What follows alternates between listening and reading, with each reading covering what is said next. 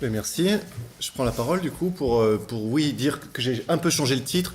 En fait, j'ai apporté une petite précision. Le premier titre était un travail général que j'avais fait à l'atelier, dont je crois ce matin l'introduction a parlé, qu'on avait déjà fait une séance là-dessus, et on a dit on refait la même chose le 13 mars, et chacun s'est dit oh mince, au dernier moment on va faire un truc un peu différent. Donc c'est un peu la même chose pour ceux qui l'ont déjà entendu, et un peu différent pour la deuxième partie du titre, c'était je me concentrais sur le mot de poésie.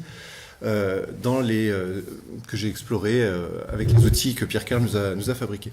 Donc j'ai déjà exprimé donc une première fois les grandes lignes de ce qui m'intéresse dans la question de la médiatisation du cinéma, du commentaire du cinéma comme phénomène culturel et des films, etc. Bon, dans la presse de 1900-1930, dans le dernier atelier.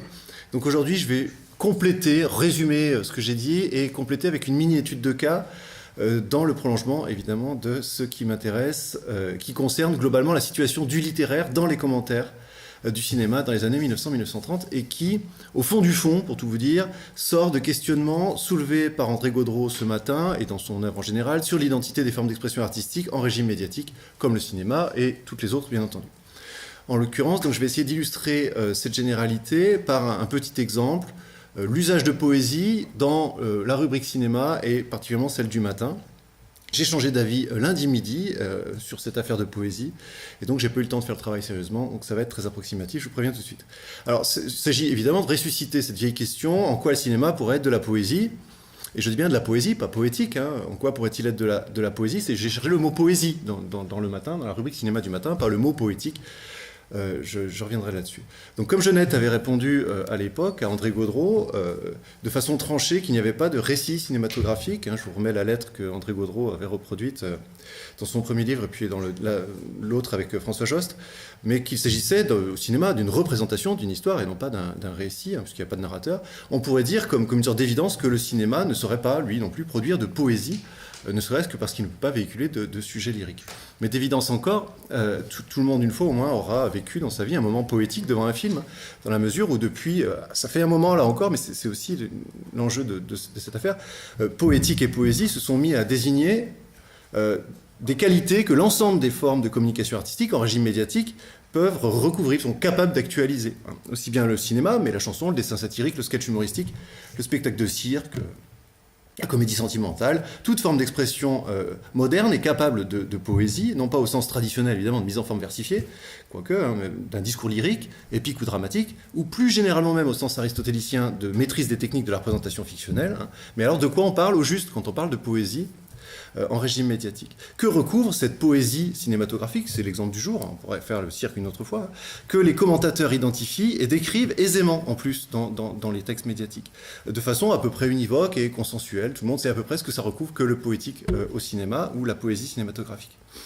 Surtout, en dernier recours, ce qui m'intéresse, en quoi cela nous permet-il de comprendre de façon peut-être autre ou plus fine l'évolution des formes littéraires depuis le passage au XIXe siècle à un régime médiatique de communication sociale.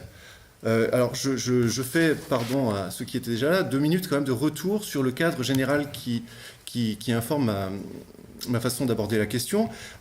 Donc rappel du cadre théorique que j'avais posé l'autre fois, du cadre historique aussi. Le point de départ qui est le mien, c'est que le moment historique, culturel et épistémologique qui est le nôtre, en 2018, hein, auquel nous sommes arrivés, rend possible, me semble-t-il, et on le voit de toutes parts germer, un retour sur l'histoire globale des communications culturelles en régime médiatique.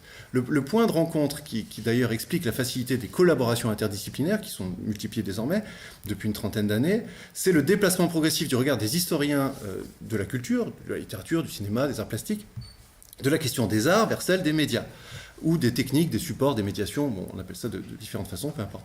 Ce processus d'historicisation matérielle a reconfiguré les récits que proposait l'histoire de la littérature, ça c'est le travail de Marie-Ève et Alain Vaillant notamment, dans le sillage de Roger Chartier pour l'histoire littéraire du XIXe siècle, dans son rapport à la presse, au livre, à l'édition, et pour l'histoire du cinéma, évidemment, ça c'est les travaux d'André Gaudreau, qu'ici tout le monde connaît bien, sur le cinéma, la double naissance du média, etc.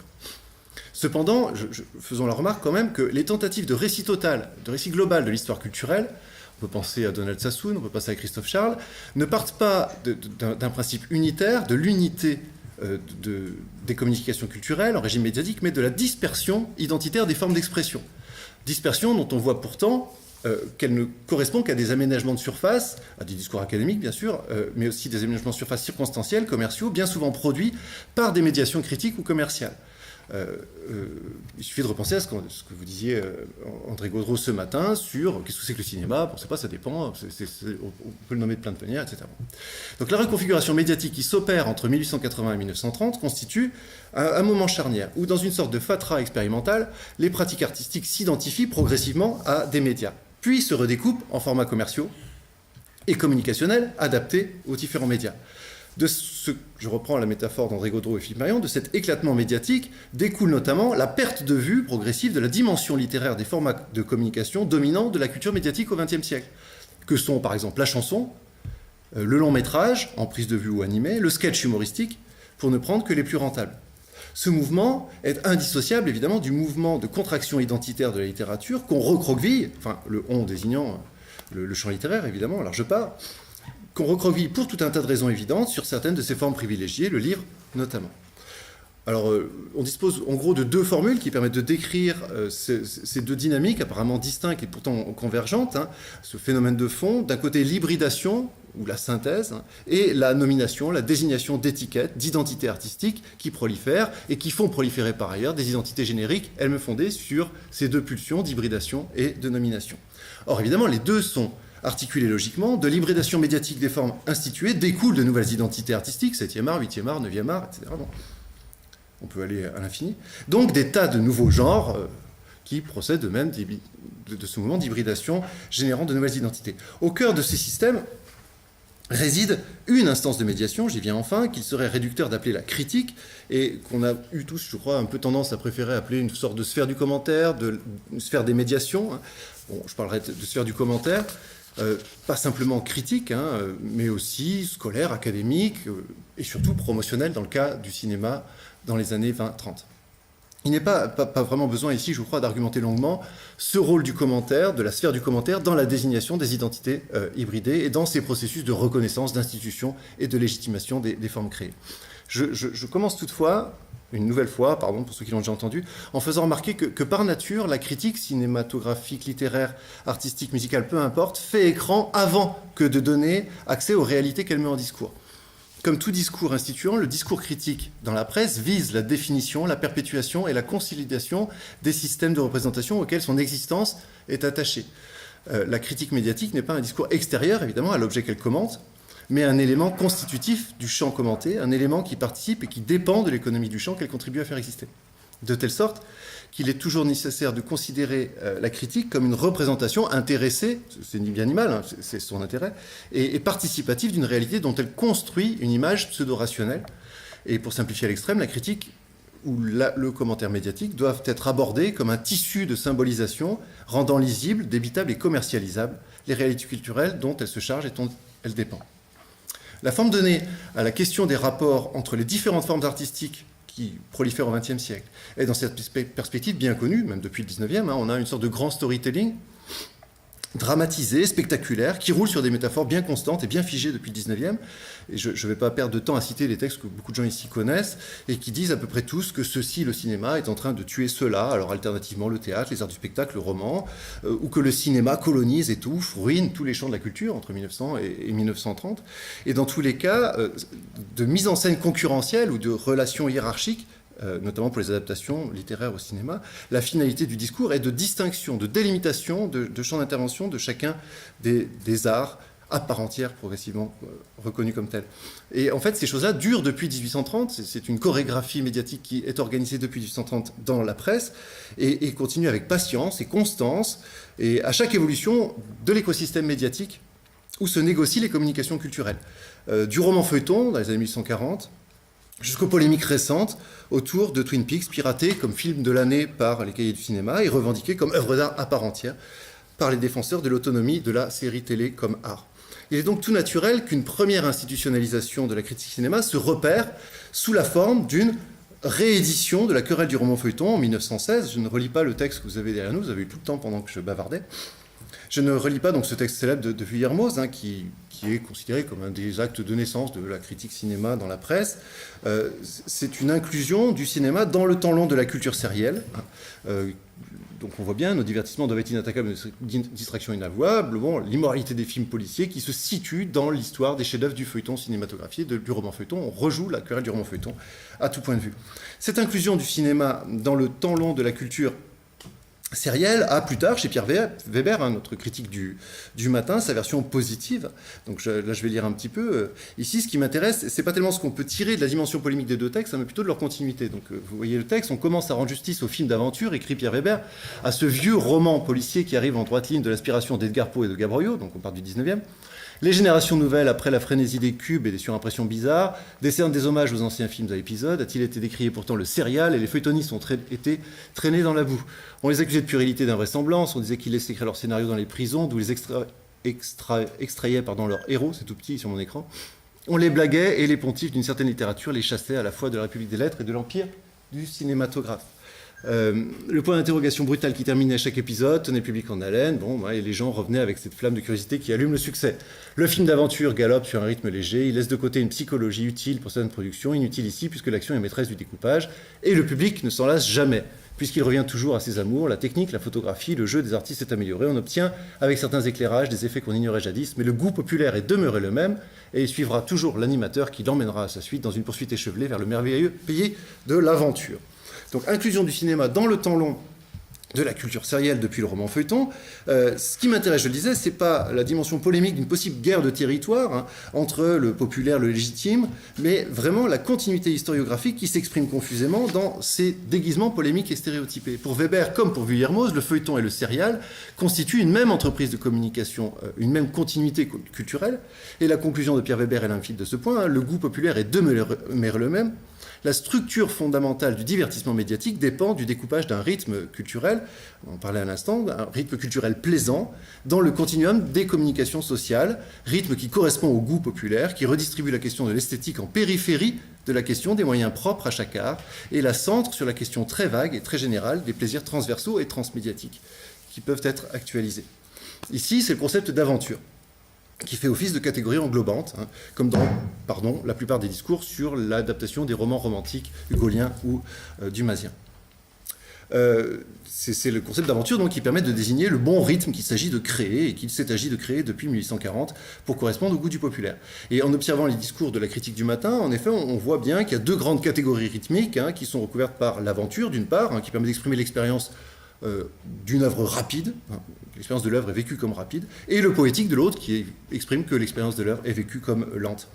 Donc cet exemple promotionnel, par exemple, sur le roman Descartes, Roi de Camargue, comme en pilote automatique, démontre à quel point l'aventure et la poésie résument les deux tempos valorisés et rentables. Le roman Descartes, Roi de Camargue, c'est la promotion, tout en subissant certains changements dans son développement et son action, nécessités par un découpage cinématographique rapide et très mouvementé, aventure, gardera toutefois en entier toute sa poésie et son émotion, sa puissance et toute sa passion ardente et brutale.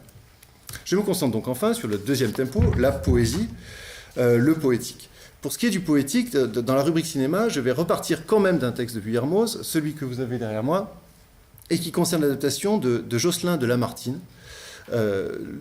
Vuillermoz, en 22, fait un éloge dithyrambique de ce film, adaptation de grand nombre de vers de Lamartine, une sorte de pastorale dure à lire.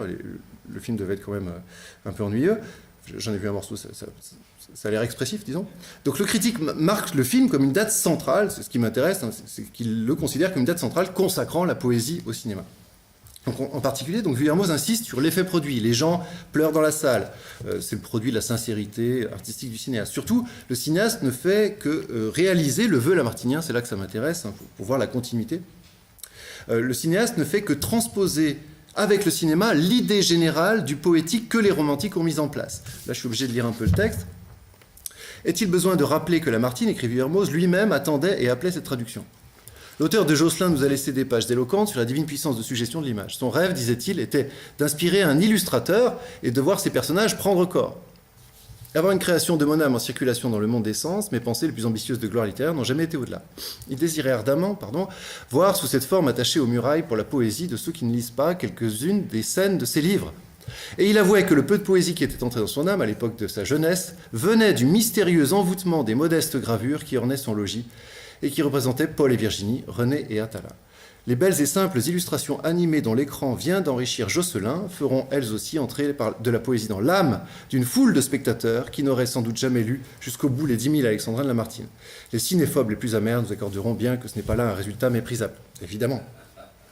Ici, la poésie détachée de tout texte, ou même tout discours, devient cette catégorie vague qu'on connaît bien, cette catégorie vague issue de la littérature romantique, notamment en vers, de Josselin, que la culture médiatique a progressivement assimilé à tout ce que Vuillermoz attribue au cinéma, de l'image, de la lenteur, du sentiment, de la sincérité. En creux, notamment à travers cette image de la gravure de Paul et Virginie, qui fait entrer de la poésie dans cet enfant solitaire qu'était Lamartine, et simple, hein, se formule ici une vision globale de la culture moderne. La vocation profondément démocratique de l'art romantique implique en somme cette dispersion, cette vaporisation des catégories esthétiques de telle sorte que l'émotion constitutive de tout art, image ou mot, ce qu'on appelle la poésie, soit déclinable indifféremment selon les supports et à disposition de tout enfant solitaire ou n'importe quel, je ne sais pas à quoi il pense, hein, n'importe quel quidam incapable de lire les 1000 alexandrins de Lamartine. Donc l'outil de Pierre Cal m'a permis rapidement, depuis lundi, de faire un tour pour voir un peu et préciser, cadrer un peu ces considérations générales sur le poétique dans la critique cinéma. Dans Le Matin, je n'ai repéré que peu d'usage du mot poésie au sens d'art constitué et spécialisé dans une perspective identitaire et distinctive, celle que je ciblais au départ, de storytelling identitaire et de crise. Je vous en montre deux quand même qui sont intéressants dans leur fonctionnement et, disons vite, dans le vide significatif de leur argumentation. Le premier exemple est spécialement intéressant car il prétend justement penser la dimension industrielle de l'art moderne, dimension industrielle et médiatique de la modernité, mais le fait justement en partant du principe absurde que l'industrialisation et la médiatisation concernent avant tout, sinon exclusivement, le cinéma, et non toutes les formes traditionnelles des beaux-arts depuis le XIXe siècle. Donc je lis deux passages qui sont un peu en gras, je ne sais pas si vous arrivez à les voir. Hein. Le cinéma, industrie d'art. Le cinéma est un art et il tend chaque jour à l'être plus totalement. Que faut-il à un poète, à un musicien? Une plume et quelques feuilles de papier. Bah oui, ça suffit vachement en 1920 pour publier un livre. À un peintre, des couleurs, une palette, un pinceau, un morceau de toile. À un sculpteur, un peu de terre glaise, un bloc de pinceau, un ciseau, etc. etc. Même l'architecte est moins gêné par les médiations que le cinématographe. Bref. Car l'inspiration est séparée, là, de l'exécution par un abîme qui n'existe aussi profond ni pour la poésie, ni pour la musique, ni pour la peinture, ni pour la sculpture, ni pour l'architecture. Du scénario au film, qu'y a-t-il? Le choix des artistes, la composition, etc. etc. Or, je ne lis pas le reste, on a compris. L'évidence, évidemment, c'est que le passage global à un régime médiatique de communication culturelle, de communication littéraire au XIXe siècle, a transformé à peu près toute communication artistique en énonciation collective à portée marchande. De même, dans cet écho gentiment polémique sur Charlot, Pascal et Hugo, le décret autoritaire, en dépit de tout bon sens, tient lieu de certificat d'autonomie pour la poésie en regard du cinéma. N'a-t-on pas entendu récemment comparer Charlot, qui est certes un très grand artiste, à Lamartine et à Lamartine pour le sentiment et à Pascal pour la pensée? Conclusion, le romantisme délicat et immatériel de Lamartine, la philosophie géniale et sensible de Pascal sont une chose, et le talent de Charlie Chaplin, une autre. Point. Fin du débat. En dehors de cet usage spécialisé, donc, dont on voit bien la pauvreté, dont on voit bien le caractère fonctionnel, en fait, fonctionnellement distinctif. En dehors de cet usage distinctif, donc, le recours à la poésie est automatisé dans des attelages stéréotypiques qui permettent de saisir assez nettement le fonctionnement de la catégorie poésie appliquée au cinéma. Dans le cas du cinéma, ce qu'on pourrait appeler le reste identifiable du poétique, dont la critique et les discours promotionnels se rendent témoins, correspond, c'est attendu, d'une part au mode mimétique. La poésie du cinéma, ça désigne dans le cinéma la part de fiction à rythme lent, pour faire simple, pour le mode mimétique, et ensuite ces trois ensembles impressifs de thèmes et d'effets permettant en gros de faire sentir quelque chose, comme la présence d'un sujet lyrique. Donc je fais un sort très rapide à la poésie comme mode mimétique, vécu comme lent, car je l'ai développé un peu plus haut. J'ai juste un petit exemple dans lequel la poésie est le produit de ce qui, dans la fabrication de l'image, instaure en revanche la fiction. La poésie est un synonyme de fiction. Poésie est un synonyme de fiction. Commencez aux portes de Paris, dans les studios les plus modernes et les plus perfectionnés, où la lumière des sunlight crée la poésie et la vie, etc. Donc le sunlight, c'est la star de la journée, ce sunlight. Il faut que j'accélère, c'est ça? Non, vous avez encore 10 minutes. 10 minutes? Oh, ouais. Merci.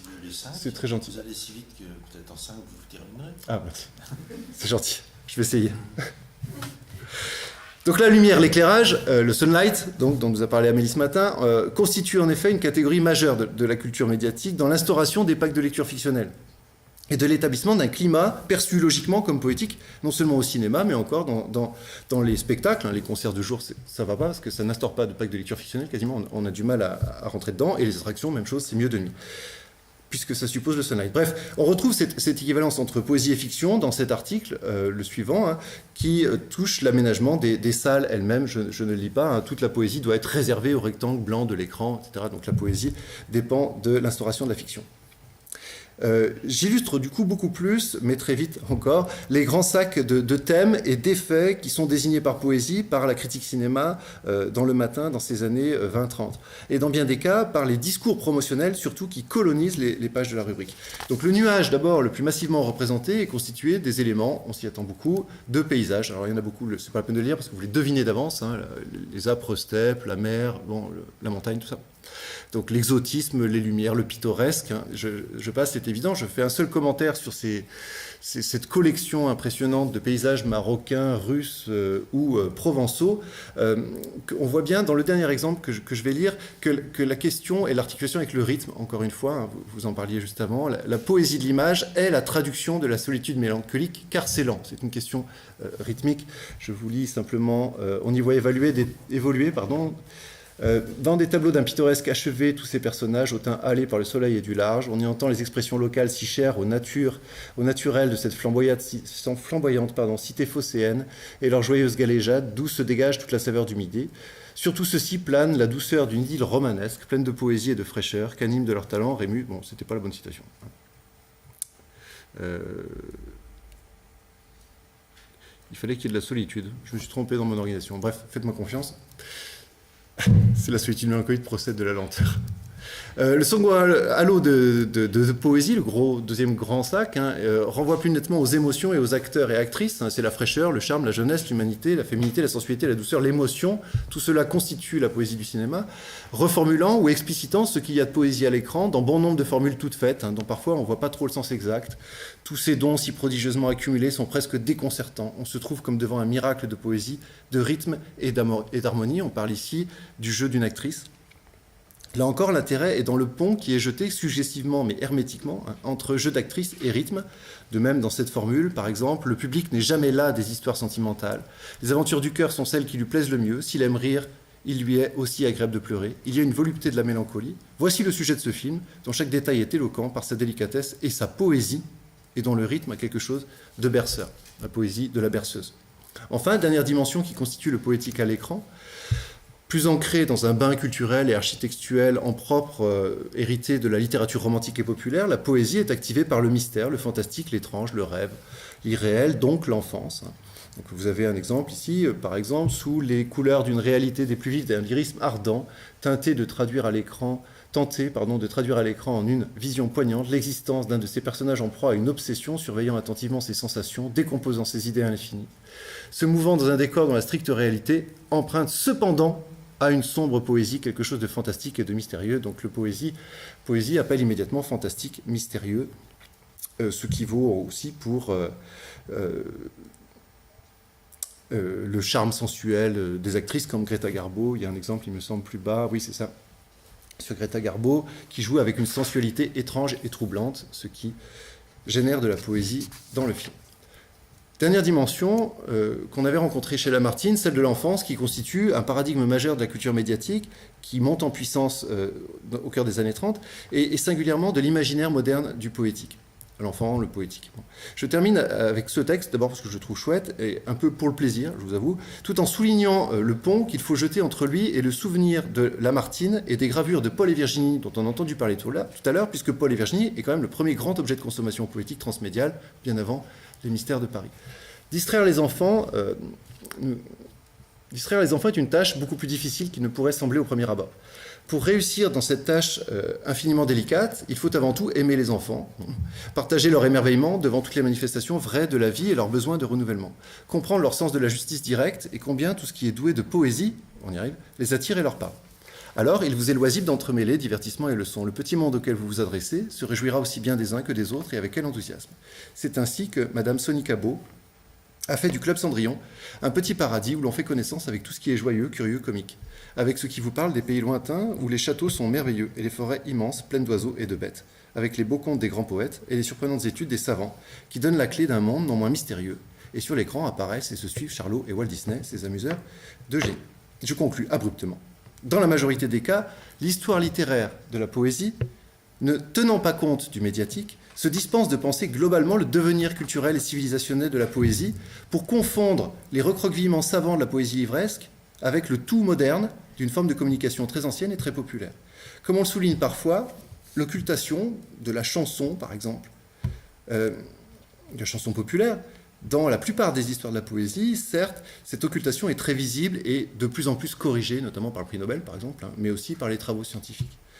Donc l'histoire de la poésie devrait intégrer la chanson. En réalité, le problème est plus profond, on le voit en travaillant sur les discours sur le cinéma dans les années 20, les années 30. Le problème est plus profond. Il ne s'agit pas vraiment de réintégrer certains corpus, la chanson par exemple, ou certaines pratiques marginalisées, que de considérer le mode d'existence médiatique de la communication poétique depuis le XIXe siècle, et d'appréhender la poésie comme catégorie vague, unifiant aussi bien les effets du poème en recueil que du drame romantique, du roman de pirate que du numéro de cirque, que du petit conte fantastique dans la petite presse, du sketch comique que de la chanson réaliste, du dessin d'humour, du cinéma de Jean Renoir, etc.